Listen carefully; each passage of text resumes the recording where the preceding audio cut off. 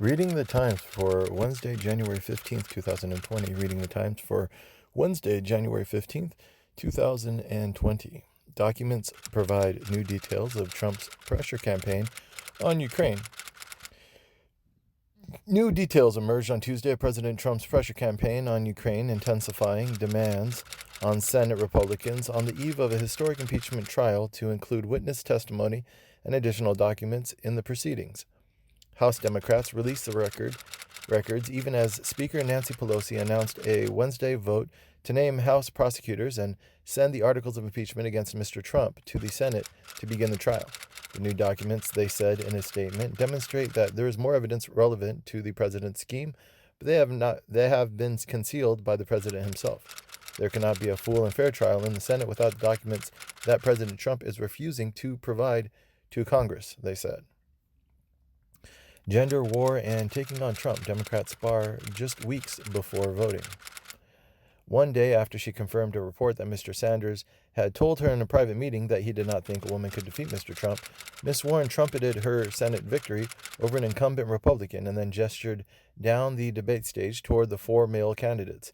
Even as Ms. Warren said, "Bernie is my friend and I am not here to try to fight with Bernie." She flashed him a smile after Mr. Sanders noted that he, like Ms. Warren, had once defeated an incumbent Republican. "Whoever is going to beat Donald Trump is going to beat him on the economy," he said, "and I have the experience and expertise to show he's fake there and a fraud." Not long after the debate, Mr. Trump responded on Twitter, "Steyer is running low on cash, nobody knows him, made his money on coal, so funny." In a rare policy split, Mr. Sanders and Ms. Warren disagreed on the new North American trade deal that Mr. Trump is trying to push through Congress. China trade deal details protections for American firms. Mr. Trump has said the second phase of the agreement would be negotiated at a later date. To prevent China from violating the agreement, the administration will continue to have tariffs of $360 billion worth of goods, along with the threat of future tariffs if China reneges on its promises.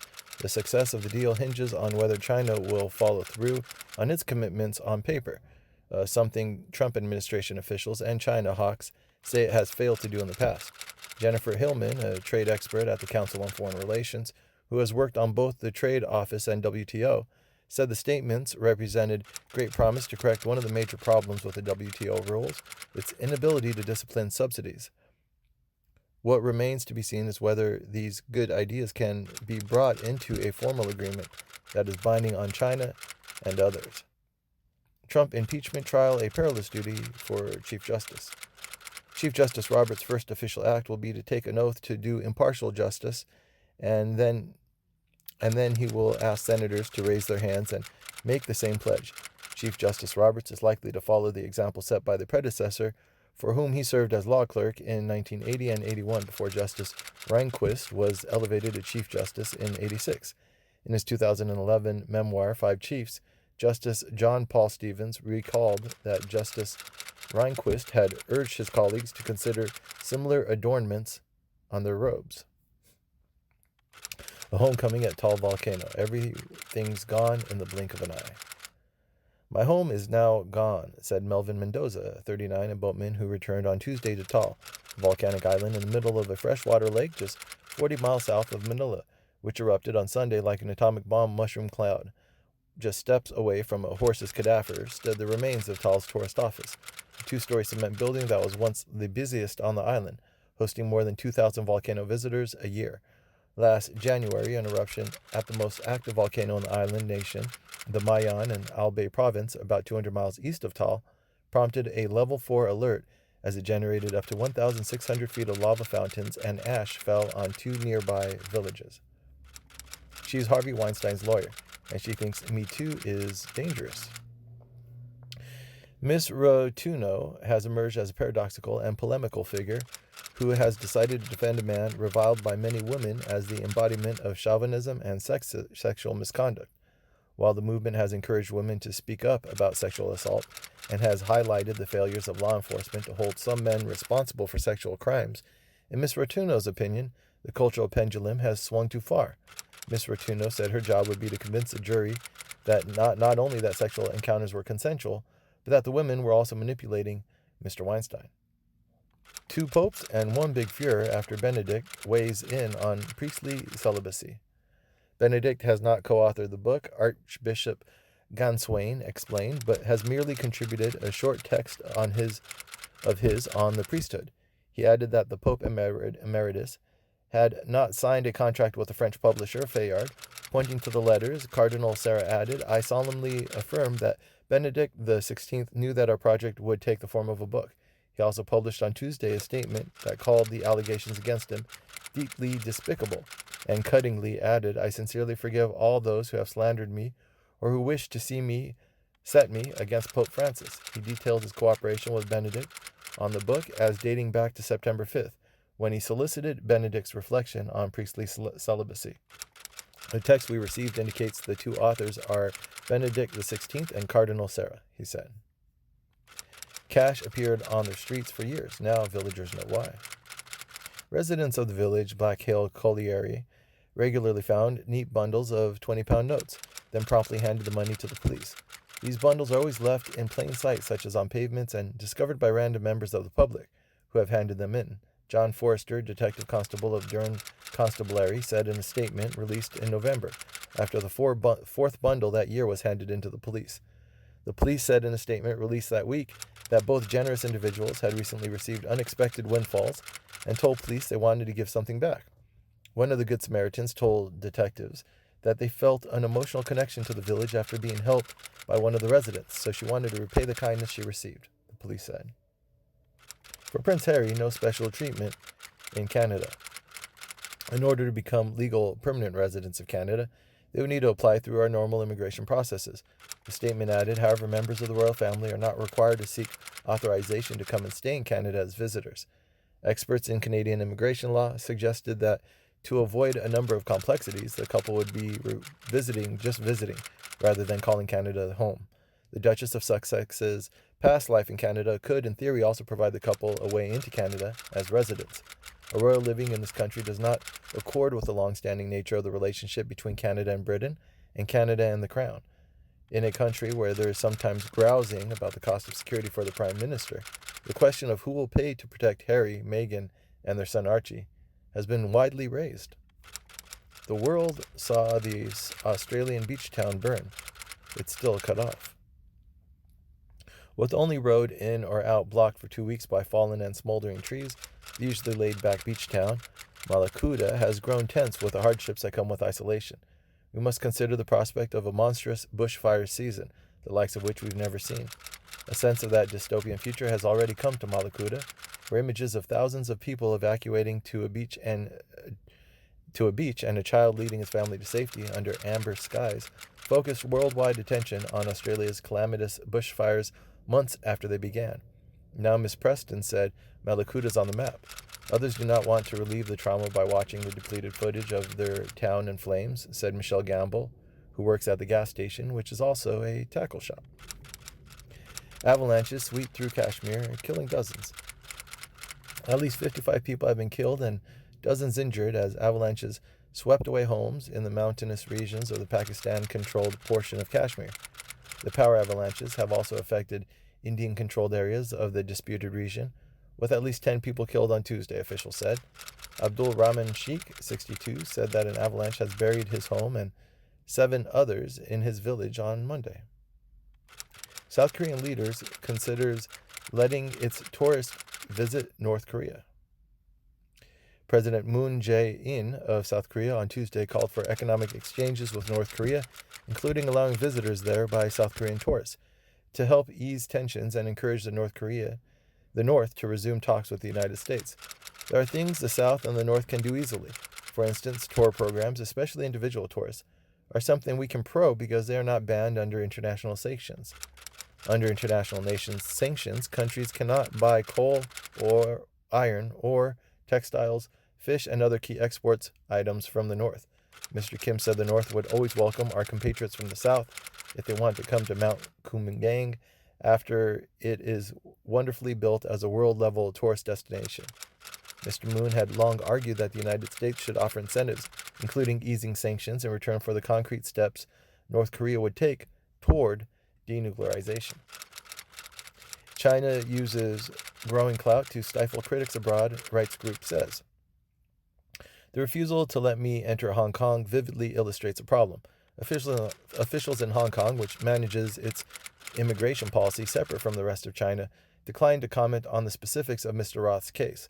After President Trump signed legislation authorizing sanctions against officials responsible for human rights violations in Hong Kong, China said it would punish non-governmental groups, including Human Rights Watch, which it blamed for violence during the protest. Mr. Yang said that such groups were supporting anti-Chinese rioters in Hong Kong through various means, and that they bore major responsibility for the current chaos in Hong Kong.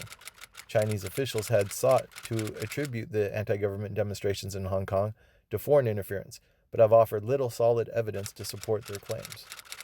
In Paris, even the ballet dancers are on strike. Among the banners and placards at a demonstration in Paris on Thursday, one statement stood out. On top of what looked like a real pair of dancers' legs and a tutu, a sign read in French, "Your retirement from ballet." Dancers from the Paris Opera Ballet were taking part in their fourth major protest so far as a part of a nationwide strike, which began in December over a pension policy overhaul by the government of President Emmanuel Macron. Christine Thomassen, a former principal dancer of the Norwegian National Ballet and vice president of the union representing the company's dancers, said members reached out to Paris Opera Ballet colleagues to express support for the cause. Without the pension, dancers trained at the Paris Opera School of Dance will move elsewhere for better compensation. Mr. Carniado, the dance and union official, said. Plan to cut U.S. troops in West Africa draws criticism from Europe. A Pentagon proposal to greatly reduce American forces in West Africa faced criticism from allies on Tuesday, with French officials arguing that removing the United States intelligence assets in the region could stymie the fight against extremist groups. While no final decision has been made on how many troops will be transferred from Africa and the Middle East, as the Pentagon refocuses its priorities to confront great powers like Russia and China, America's top military officers said the United States needed to shift its forces to better counter China in particular. About 200,000 United States forces are stationed abroad, a similar number to when President Trump took office, with a promise to conclude the nation's endless wars. Responding to General Milley's comments on Monday, an aide to Mr. Macron told the news agency France Press that American contributions to the fight against Islamic extremist groups in West Africa were irreplaceable. General Milley said that no final decision has been made and that the Pentagon was reviewing American force posture all over the world. UK failed to alert EU on 75,000 criminal convictions. Under Britain's arrangements with the European Union, it is supposed to send other member states an alert when citizens of another European country are convicted of crimes in a British court. The notification system is supposed to allow local European police agencies to monitor people convicted of serious crimes abroad and to prevent offenders from escaping their convictions by moving to another European Union country. As a part of negotiations over Britain's exit from the European Union, Prime Minister Boris Johnson's government will have to work out whether and how British and European law enforcement agencies will continue to share information. France, Germany, and UK served notice on Iran under nuclear deal.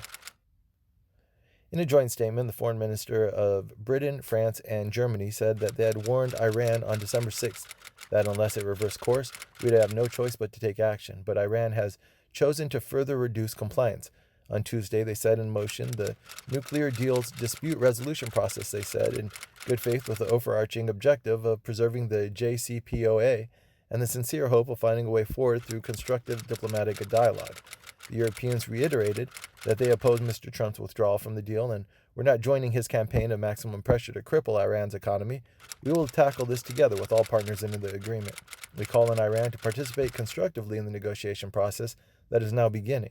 Robert Malley, who heads the International Crisis Group and helped negotiate the nuclear deal, said on Tuesday that Mr. Trump and his aides would feel now that Iran was weakened by the sanctions and the protests in the street after the shooting down of a Ukrainian airliner. The Americans would be unlikely to want to give Iran any concessions to start the talks, he said, let alone lifting of American sanctions that Iran insists must be a precondition. Iran's president calls for a special court on downplane. President Hassan Rouhani of Iran called on Tuesday for a special court to examine the recent downing of a passenger plane that killed 176 people, as protests flared for the fourth day in several cities over the disaster and officials shifting explanations for it. Even as the president made the announcement, the Islamic Revolutionary Guard Corps, a powerful arm of Iran's military, said it had arrested a person it identified as having recorded a video of a missile attacking the plane, which undercut the military's initial denial that Iran was responsible. Mr. Rouhani, himself a former commander of Iran's Air Force, said on Tuesday that he wanted the issue to be addressed to the people with honesty. The familiarity I have with air defense issues, I say it can't be one person who's responsible for this, he said, according to the state news agency. Trump, like Obama, seeks change in Iran, but he differs on how to do it. As Mr. Pompeo and other Trump administration officials know full well, Iran's supreme leader, Ayatollah Ali Khamenei, and the generals who guard his power in Tehran will never shape their foreign policy to the United States liking. Mr. Trump's special envoy for Iran, Brian H. Hook, recently boasted that Tehran's clerical government faces its worst political unrest in its 40-year history. Mr. Trump's former national security advisor, John R. Bolton, chimed in on Sunday, tweeting, "The Khamenei regime never has been under more stress. Regime change is in the air." Mr. Trump and his top officials insisted that is not their goal, especially not through the use of force. Last week, Mr. Trump said that such a deal could allow Iran to thrive and prosper and take advantage of its enormous untapped potential. Iran can be a great country. In that moment, his vision sounded much like Mr. Obama's, even if their approaches couldn't be more different. The celebrity primary: Danny Glover, Judge Judy, Mandy Moore, and a still crowded 2020 field. Over the weekend, Mr. Glover toured rural communities in South Carolina on behalf of Mr. Sanders, pitching black voters in Hartsville, Dillon, and Mullins on his vision of a political revolution. At the stop in Sumter, Mr. Glover told the crowd that Mr. Sanders was the 2020 embodiment of Dr. Martin Luther King Jr.'s political ideology. If Dr. King was with us today, at 90 years old last year, he would be voting for Bernie Sanders. Supreme Court appears skeptical of Bridgegate prosecution. We don't want public officials acting for personal reasons. We don't want them acting necessarily for partisan or political reasons. What I'm saying is the remedy for that is not federal property fraud statutes. A central legal question for the court was whether it can be a crime for the government officials to give false reasons for their actions. Several justices asked no questions or only unilluminating ones, and others interrogated both sides vigorously, making it unusually hard to draw definitive conclusions about where the court seemed headed in the case. Kelly versus United States, number 18-1059. Chief Justice Roberts, writing for the court, said that only formal and concrete government actions could form the basis of a corruption prosecution. Mom and dad are fighting. Left-wing Democrats lament Sanders-Warren rift.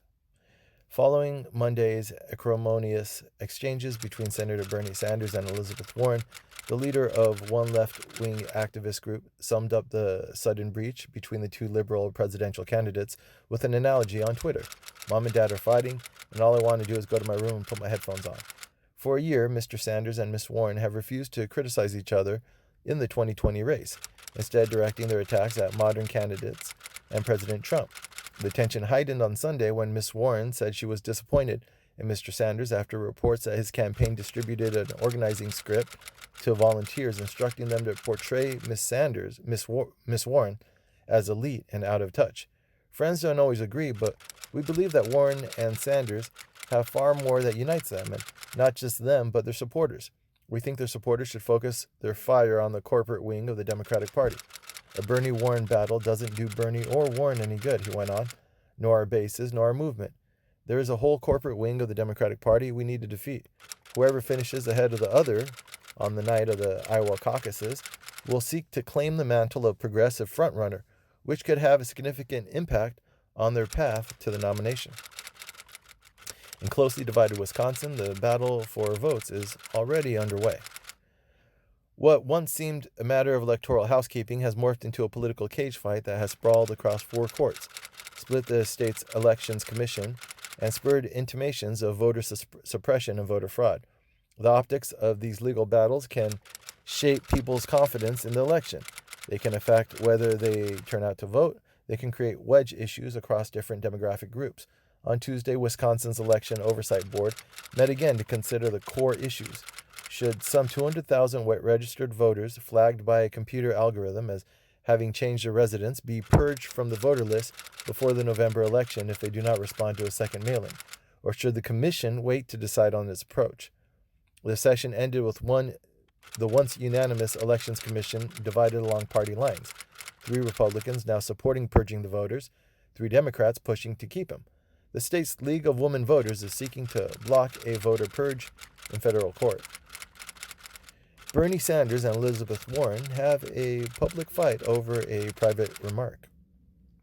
In her exchange with Mr. Sanders on Tuesday, Ms. Warren hoped to turn the issue on its head, noting that all those on stage, only the woman, Ms. Sanders, and Senator Amy Klobuchar of Minnesota had won all of their major elections, and later observing that the party's success in 2018 midterms was powered largely by female candidates and voters. Ms. Warren said that Mr. Sanders had, in fact, raised doubts about a woman's electoral viability. At the end of the evening, as the candidates wrapped up more than 2 hours of televised talking with several minutes of televised farewells, Mr. Sanders extended his hand to Ms. Warren. Fact-checking the January Democratic debate. Mr. Sanders had said that his health care plan would eliminate the large difference between the prices paid for health care in the United States and peer nations, the statement without much evidence to support it. Many health economists believe it is these high prices paid in the United States that explain the bulk of why American health care system is so unusually expensive. The countries with lower rates set up systems to limit healthcare prices decades ago, before the gap with the United States became so large. The Democrats all disagree with Trump on Iran, then it gets mushy. The 6 Democratic presidential candidates who debated Tuesday night in Des Moines agreed on one point. President Trump threw away a nuclear deal that was working and is now recklessly speeding toward war with Iran.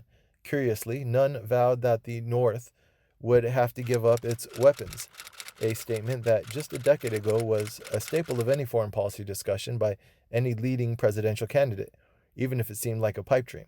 Several candidates said they would re-enter negotiations with Iran on a new version of the 2015 deal, with what Mr. Biden said would be changes to assure Iran could not return to producing nuclear fuel for many more years, and with heightened inspections. At a Milwaukee rally, Trump defends strike on Iran general and lashes out at Democrats. You've got to love Trump. You've got to love Trump. Meantime, Democrats signaled that they would invest heavily to win back the state. Mr. Trump's rally was the centerpiece of a 2-day push in Wisconsin, with top Trump aides and family members making stops at smaller venues around the state. Laura Trump, who was married to Eric Trump, the president's second eldest son, visited Rib Mountain on Monday to speak to voters. Trump and his aides focused for now on number 2 rivals. Neither is a frontrunner. We have no preference in potential opponents because President Trump will beat any of them handily, Tim Murtaugh, a Trump campaign spokesman, said in a statement. The Trump campaign has waved away concerns about Michael Bloomberg spending, arguing that it will only encourage Republican mega donors like Sheldon G. Adelson to spend more money for Trump. Growing a $300 million data-driven field operation like we have at the RNC takes years. Liberal billionaires can spend as much outside money as they want, but the eventual nominee cannot coordinate with anything they build. Campaign finance experts said that Trump campaign and the Republican National Committee were underestimating the effect of Mr. Bloomberg's cash infusion into the race, and that Mr. Trump was right to be concerned. House to investigate policy that ships asylum seekers to Mexico. The House Judiciary Committee opened up an investigation on Tuesday into a Trump administration policy that sends many asylum seekers to Mexico to wait for the court hearings, and Democrats demanded documents, data, and communications by the end of the month. The Remain in Mexico Initiative Committee initiative, committee Democrats said, is a dangerously flawed policy that threatens the health and safety of legitimate asylum seekers and warrants a comprehensive review of the policy, its implementation, and its impact on vulnerable populations. As of today, there are 31 active travel advisories for Mexico, including 5 warnings in which the State Department explicitly advises Americans against travel, lawmakers wrote in a letter to Chad Wolf, the acting Secretary of Homeland Security. Charanya Krishnaswamy, the advocacy director for the Americans at Amnesty International USA, said on Twitter that she was thrilled that the committee would be investigating the policy, which has caused untold human suffering, dismantled our asylum system, and paved the way for massive violations of human rights. Mr. Trump has fallen behind schedule on the construction of his border wall, but he has used the Remain in Mexico policy to accomplish his goal of severely limiting the release of migrants at the border into the public. Lev Parnas adds new details on push to oust U.S. ambassador to Ukraine. Many of the documents released on Tuesday highlight the effort by Giuliani, Mr. Parnas, and a Ukrainian prosecutor to have Ms. Yovanovitch removed. In a separate series of cryptic text messages, Mr. Parnas communicated with another man who appeared to be monitoring the movements of Ms. Yovanovitch. A lawyer for Mr. Parnas, Joseph A. Bondi, said the text messages indicated that his client did not take part in any possible surveillance. 3 Republicans are open to impeachment witnesses. The Democrats need a 4th. The Capitol math is clear. The Democrats need only 4 Republican votes to force the Senate to subpoena witnesses like John R. Bolton, the former White House National Security Advisor, to testify in President Trump's impeachment trial. The question of whether 4 Republicans will defect, and if so, who, looms large at the Capitol as Senate prepares to receive articles of impeachment from the House on Wednesday, prompting the 3rd presidential impeachment trial in American history. He's in a very vulnerable position right now in the Senate election, Mr. Wadham said. Mr. Wadham added, but believe me, it's much more dangerous for him to appear not to be supporting Trump than it is to be supporting Mr. McConnell and the president in Colorado. The pressure on Mr. Gardner mounted on Monday when the Lincoln Project, a group of Republicans that describes itself as dedicated to defeating President Trump and Trumpism, targeted him in brutal advertisements that described the Colorado senator as just another Trump servant, weak, frightened, impotent, a small man terrified of a political bully. Colorado voters want a fair trial in the Senate and honest leadership, the ad said. Michael Flynn moves to withdraw a guilty plea in about-face after extensive cooperation. The federal judge in the case, Emmett G. Sullivan of Federal District Court in the District of Columbia, has to sign off on Mr. Flynn's request and will most likely give prosecutors a chance to respond and schedule a hearing on the matter. Days into his presidency, Mr. Trump dismissed Mr. Flynn after learning he had lied to Vice President Mike Pence and other senior administration officials about his conversations with a Russian ambassador, but he had also said Mr. Flynn was treated badly by investigators. At his original sentencing hearing, late 2018, Mr. Flynn reasserted his guilt and acknowledged to prosecutors that he lied about working to influence American officials on behalf of Turkey, though prosecutors charged him only with lying to the FBI as part of a deal to secure his cooperation. Delta airplane dumps jet fuel on Los Angeles schools. Why did a Delta plane dump jet fuel over Los Angeles schools? Shortly after Delta Flight 89 took off from Los Angeles International Airport, the pilot turned the plane around because of an issue with an engine, a Delta spokeswoman said. The Federal Aviation Administration said planes were supposed to release fuel over designated unpopulated areas, typically at higher altitudes so fuel atomizes and disperses before it reaches the ground. The agency said it was investigating the dump. Sean Ferguson, a spokesman for the Los Angeles County Fire Department, said that despite the frequent sight and sound of planes approaching the Los Angeles airport for landing, he could not recall another instance in which a plane dumped fuel on civilians in the last decade. Senate has votes to pass limits on Trump's Iran war power, likely drawing a veto. The Senator, Tim Kaine of Virginia, said at least 4 Republicans would break ranks to pass a bill to curtail Mr. Trump's war-making power, underscoring growing dissatisfaction with the president's Iran strategy among members of his own party. The War Powers Resolution restrictions actions The War Powers Resolution restricts actions only by the United States military, so it would not stop Mr. Trump from carrying out targeted attacks on Iranian military leaders or the discrete operations, as long as he carried them out covertly under the authority of the CIA. Congress has rarely passed legislation invoking the War Powers Act in an attempt to restrain a president's war-making authority. It is a sign that Democrats intend to make good on their vow to impose another check on Mr. Trump and his mercurial style of foreign policy making. House Democratic leaders announced on Tuesday afternoon that the House will vote later in the month on two other measures that would further seek to shackle Mr. Trump's war-making authority. Apple takes a cautious stand against opening a killer's phone. In a blistering 1,100-word letter to Apple customers at the time, Mr. Cook warned that creating a way for authorities to gain access to someone's iPhone would undermine the very freedoms and liberty our government is meant to protect. Bruce Sewell, Apple's former general counsel who helped lead the company's response in the San Bernardino case, said in an interview last year that Mr. Cook had staked his reputation on the stance. The iPhone 5 is even older than the device in the San Bernardino case, which was an iPhone 5C. Security researchers and former senior Apple executives who spoke on the condition of anonymity said tools from at least two companies, Cellebrite and Grayshift, have long been able to bypass the encryption on those iPhone models. A Justice Department spokeswoman said in an email, Apple designed these phones and implemented their encryption. It's a simple front door request. Will Apple help us get into the shooter's phone or not?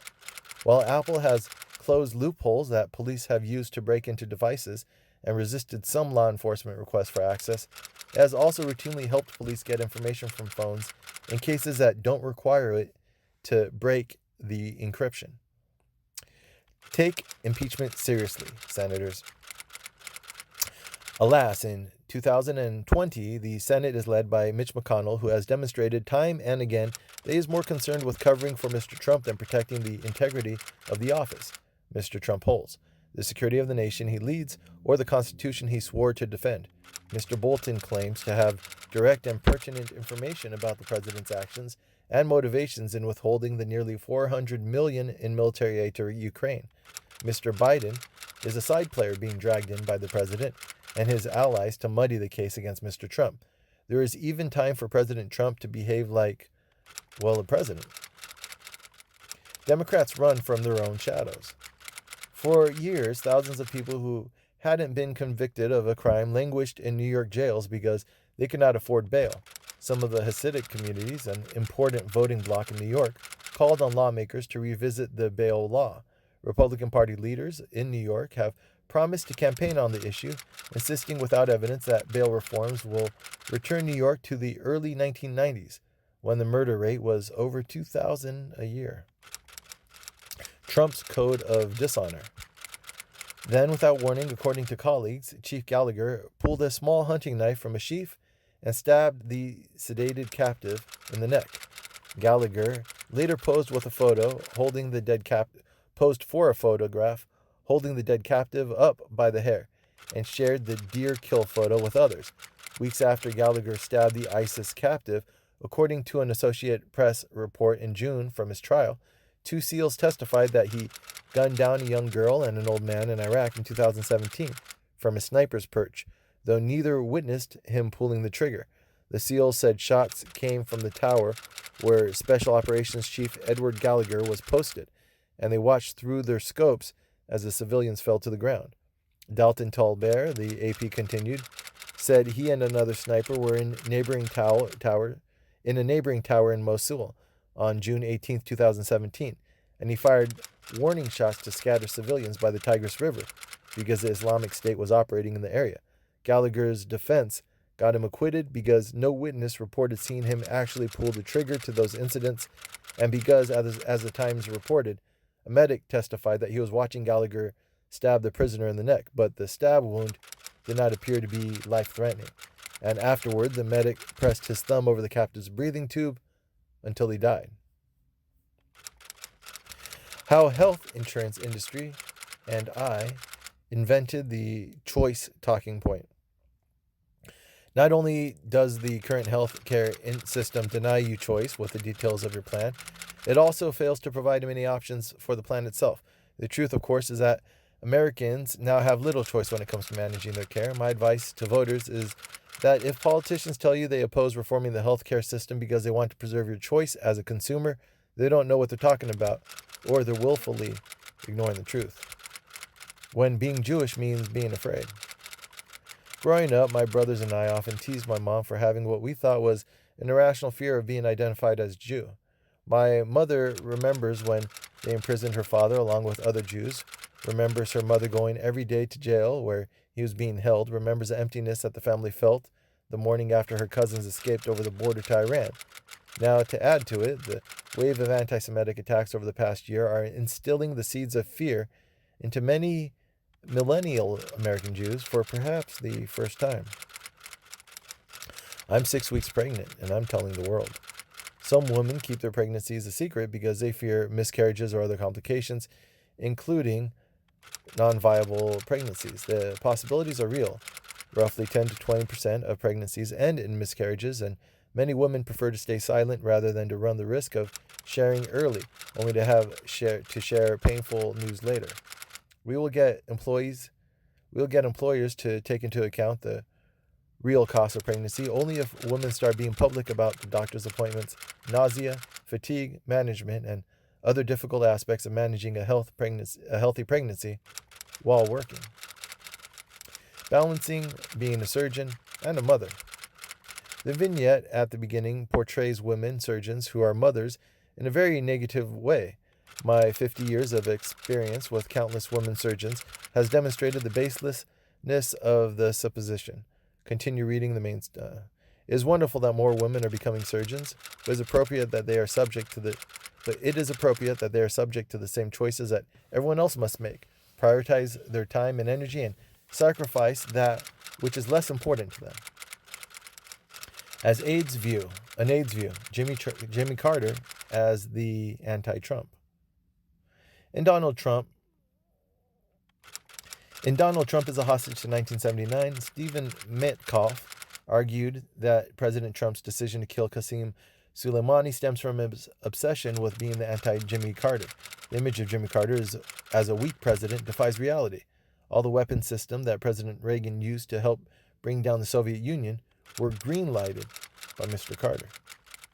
Visiting Puerto Rico, Cuomo attacks Trump's response to earthquakes.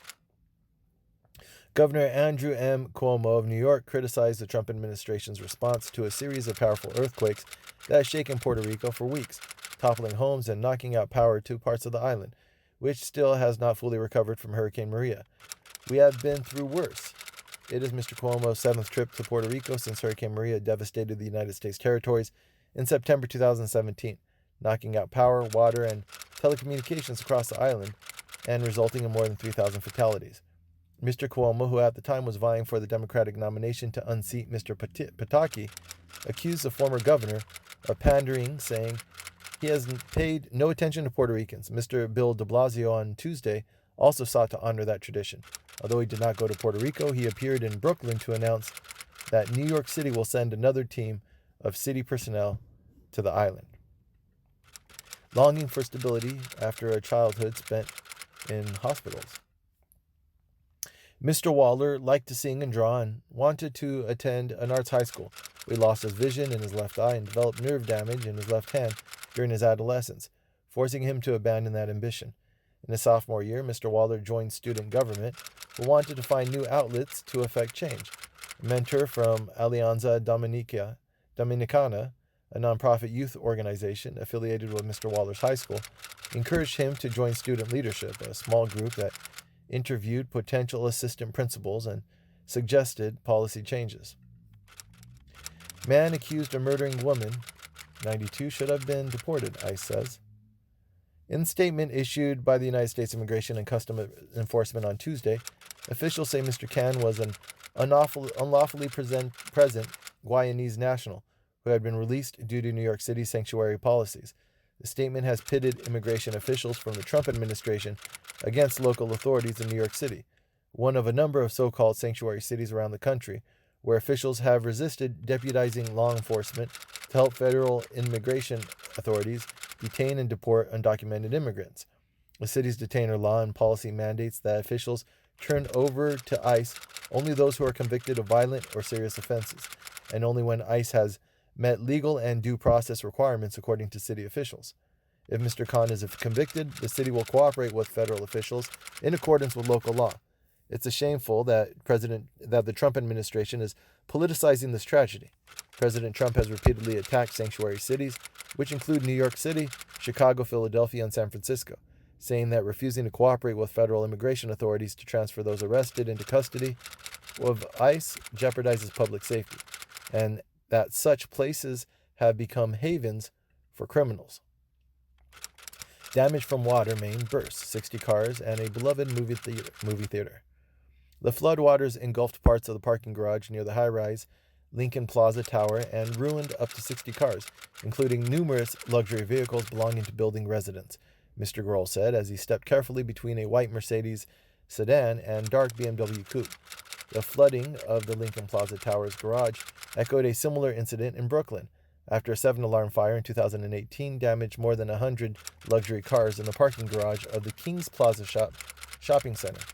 City firefighters helped pump out much of the garage in the emergency response earlier, and private contractors would drain the rest, according to Mr. Grohl, who said his own car was among the up to 60 cars that wound up underwater. Secret Service agents kill dog, unnerving a Brooklyn neighborhood. Police spokesman declined to provide more information about the dog's owner, the dog's breed, or whether it had been on a leash, referring questions to the Secret Service. On Tuesday morning, a Secret Service spokesman said the dog was an unrestrained and aggressive canine. Law enforcement officials familiar with the investigation, who spoke on the condition of anonymity to discuss an open investigation, said that the dog was wearing a leash when it was shot, that the owner was not holding the leash, was not in view when the agent encountered the animal. In 2018, the New York City police officers shot their firearms at dogs 4 times, according to the police department's annual use of force report. Australia's fires test its winning growth formula. A vast fleet of vessels carrying coal from northeastern Australia and iron ore and liquefied natural gas from northwestern Australia to Chinese ports. Australia's combined exports of the 3 natural resources work out to nearly 7,300 Australian dollars, or almost $5,000 a year for every adult and child in the country, giving broad political influence to the mining industry. An electricity grid that mainly uses coal, as well as long driving distances in the vast country that require a lot of gasoline, have given Australia one of the world's highest levels of greenhouse gas emissions per person. NSA takes steps toward protecting world's computers, not just hacking them. The National Security Agency has taken a significant step toward protecting the world's computer systems, announcing Tuesday that it has alerted Microsoft to a vulnerability in its Windows operating system, rather than following the agency's typical approach of keeping quiet and exploiting the flaw to develop cyber weapons. The agency never allowed those firms to publicly identify the agency as the source of those discoveries, Ms. Neuberger said. The National Security Agency's action suggests the vulnerability for American government systems likely outweighed its usefulness as a tool for the agency to gather intelligence. Minimum wage raises could lower suicide rates, study says. Raising the minimum wage could lower the suicide rate, according to a study published this last week, delivering labor advocates a tantalizing new finding about the broader impacts of wage changes, even as some experts say other factors could explain the decrease. Our reading, said the spokesman, Con Carroll, was that the paper showed that higher state minimum wage over the federal minimum wage is correlated with less suicide. By this logic, if we raise the federal minimum wage while keeping the state minimum wage constant, suicide would go up, he said. Do we know that when people have high minimum wages, they tend to go to the doctors more? They seek more help for depression? She said policymakers focusing on suicides may be ignoring potential costs of raising minimum wages, such as a reduction in work hours.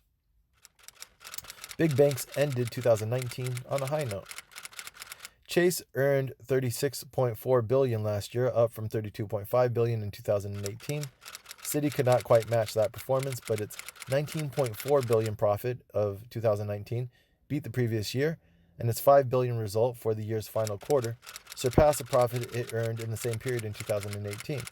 Despite its problems, Wells Fargo distributed $9 billion to shareholders through dividends and share buybacks last year. Dying malls? This one has found a way to thrive. Some malls may have gone out of business and may have been demolished, but others continue to take their place, according to the trade group, suggesting that the death of the mall has been exaggerated as Aventura can bear out. One is the Mall of America in Bloomington, Minneapolis, the largest mall in the United States at 3.1 million square feet. A bigger blow could come if Macy's and JCPenney were to shutter their Avenue stores, depriving the mall of a pair of anchor tenants, brokers and analysts say. New EU trade chief on a quest to fix relations with the U.S. He's a very, very good negotiator, said Sorin Moisa, a former member of the European Parliament from Romania and former European trade official. The European Union and the United States are each other's largest trade partners, and there is a general agreement that both sides would benefit from lower trade barriers. The United States is putting $7.5 billion in tariffs on European products in retaliation for illegal aid to Airbus, and the Europeans are expected to retaliate in kind for what they say are illegal subsidies to Boeing. That has been Reading the Times for Wednesday, January 15th, 2020. Reading the Times for Wednesday, January 15th, 2020.